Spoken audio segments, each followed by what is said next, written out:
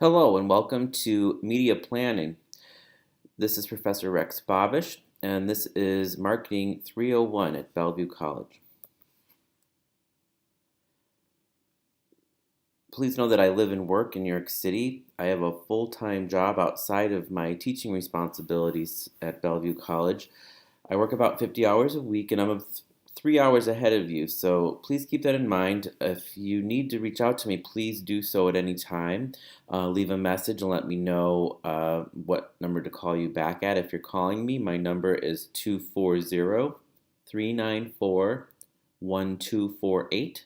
That number is also on the course syllabus. My email address is rex.babish@bellevuecollege.edu. And you can also message me on Canvas, but it's better for you to email me. I have access to the email a little bit more readily. And even though you can reach out to me at any time, the best times to reach me for a quicker response will be on Tuesdays and Thursdays from 2 to 5 p.m. Seattle time.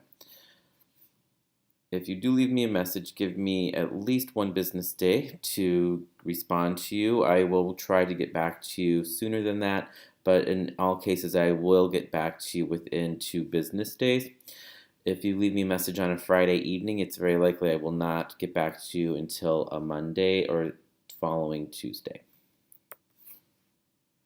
The required text is Advertising Media Planning by Jack Scissors and Roger Barron.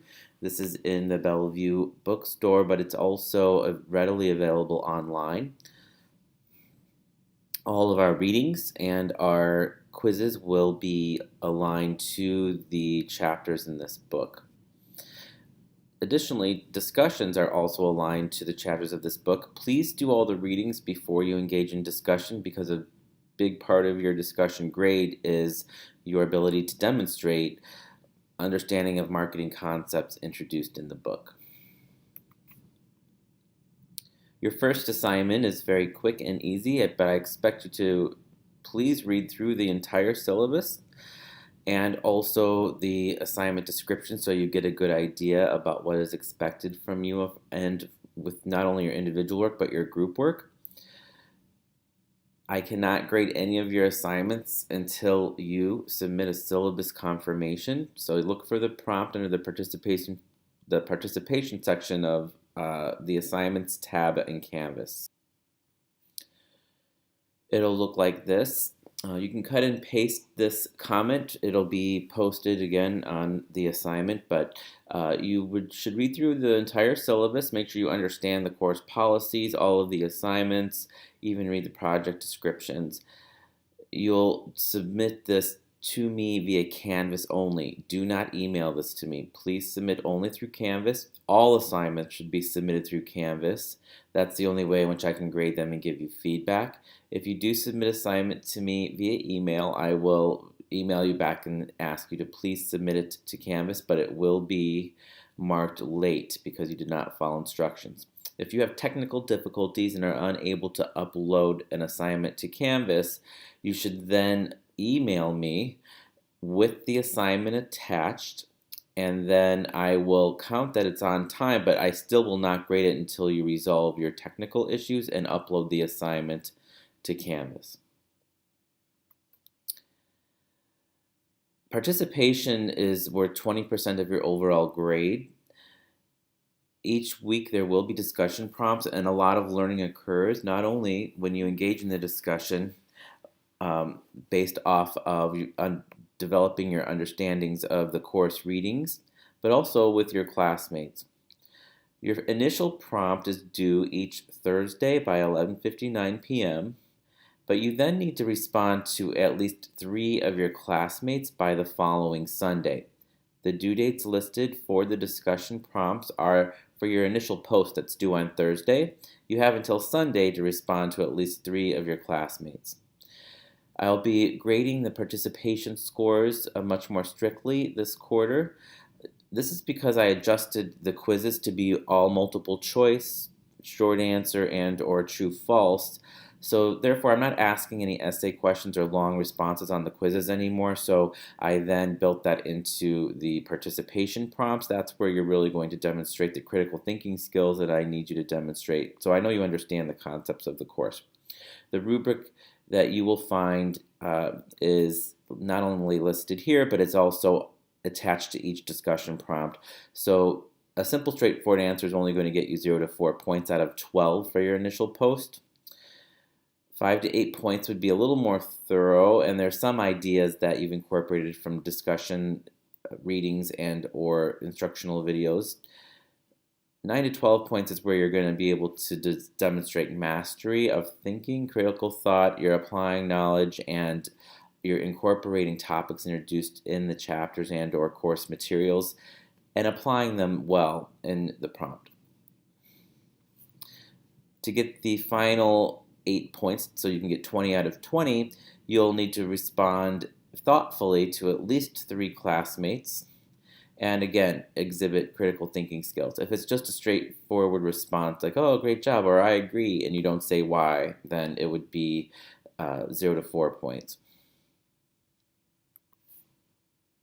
As mentioned earlier, all graded assignments are due at 11:59 p.m. your time, Seattle time. Therefore, if you submit at 12 a.m., it's considered late. And according to the syllabus and departmental policy, you're going to be marked down 20% for each day you're late. So that means by the third day, you have basically received a failing grade on the assignment.